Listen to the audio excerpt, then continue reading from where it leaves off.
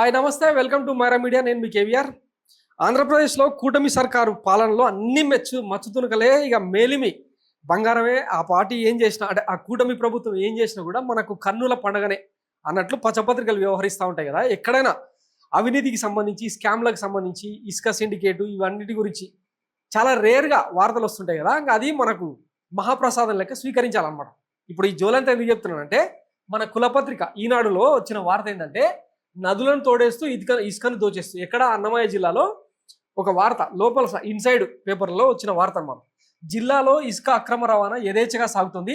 చెయ్యేరు, మాండవ్య, పించ, బహుదా, పాపాగ్ని నదులను ఇసుకలు చెరబట్టారు. వంతెనల సమీపంలో ఇసుక తరలించకూడదనే నిబంధనలను తుంగలో తొక్కి వాటికి అతి సమీపంలోనే భారీ ఎత్తున తవ్వకాలు చేపడుతున్నారు. రాజంపేట మండలం బాలరాజుపల్లి, వీరబల్లి మండలం పెదవీడు, రాయచోటి రింగ్ రోడ్డు, నందలూరు ప్రాంతాల్లోని వంతెనల వద్ద ఇసుక అక్రమ తవ్వకాలను కొనసాగిస్తున్నారు. ప్రధానంగా బాలరాజుపల్లిలోని ఇసుక రీచ్ నుంచి ఇతర రాష్ట్రాలకు భారీగా ఇసుక తరలిపోతుంది. రాత్రింబవళ్లు ట్రాక్టర్లు, టిప్పర్లు అధిక లోడుతో రాకపోకలు సాగిస్తుండటంతో రాయచోటి, రాజంపేట ప్రధాన రహదారిపై ఇబ్బందులు ఎదురవుతున్నాయి. ముఖ్యంగా దట్టమైన ఎర్రచందనం గల ఘాట్ రోడ్డుపై రాత్రి వేళల్లో టిప్పర్లు ఇసుక అక్రమ రవాణా సాగిస్తున్నాయి. మరోపక్క నదుల్లో అనుమతి లేకుండా తవ్వకాలు జరుపుతుండటంతో నదీ పరివాహక గ్రామాలకు తీవ్ర తాగునీటి ఎద్దడి నెలకొంది. తాగునీటి పథకాలు, ఫిల్టర్లు ఎండిపోతున్నాయి.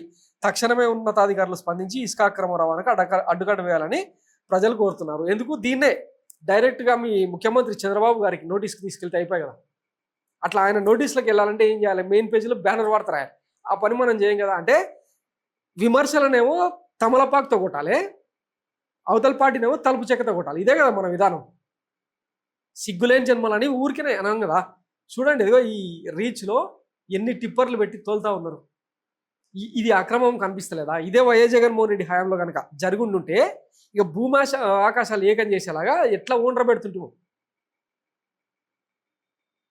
పాపం వైఎస్ జగన్మోహన్ రెడ్డి హయాంలో ప్రభుత్వం ఒక ఇసుక పాలసీని తీసుకొచ్చి చాలా తక్కువ ధరకు ప్రజలకు అందుబాటులో పెట్టి, జనరల్గా ఇసుక తరలించే క్రమంలో ఇక కమిషన్లు, కక్కుర్తి, స్థానిక ప్రజాప్రతినిధుల జోక్యం ఇవన్నీ ఉంటాయి. ఇప్పుడు కూటమి సర్కారులో ఏమైనా మొత్తం తెల్లగా ఉన్నదా? ఇంకా అంతకు మించి ఎక్కువనే దోసుకుంటున్నారు కదా. కానీ ఆ ఇసుక పాలసీనేమో మొత్తం దోపిడీ, 1,00,000 కోట్ల అవినీతి అని చెప్పి విమర్శలు చేసినాం. ఇదేమో మన సంపద సృష్టి అని చెప్పి చెప్పుకోవాలన్నమాట. ఈ రాష్ట్రానికి, దేశానికి పట్టిన చీడపీడలే ఈ పచ్చపత్రికలు. కరోనా కంటే డేంజర్ ఇవి. Thanks for watching Myra Media. నేను మీ కేవీఆర్. Thank you.